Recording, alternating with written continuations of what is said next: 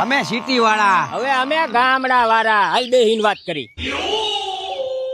અમે મોજ કરવા તો સિટી માંથી સાસણ ગીર માં જાય. હવે તમારે મોજ કરવા સાસણ ગીર માં જવું પડે. અમારી વાડી આય 365 દી સાસણ ગીર જ હોય. હવે અમારે નાસ્તો કરવો હોય ને તો અમે એક્ટિવા લઈને જઈએ. હવે અમારે ખાલી માવો ખાવા જવું હોય ને તો સીધો ડેલા માંથી સ્કોર્પિયો નીકળે. હવે આવા ઉનાળામાં અમે ફેમિલીમાં વોટર પાર્કમાં નાવા જઈએ. પર પર્સન 1000 રૂપિયા ટિકિટ. તમારા સિટીમાં જેવડા વોટર પાર્ક હોય ને એવડો તો જાય મારી વાડીએ હોવ જ છે. આખા ગામના છોકરા સવારથી આઈ સુધી એમાં જ પડ્યા હોય.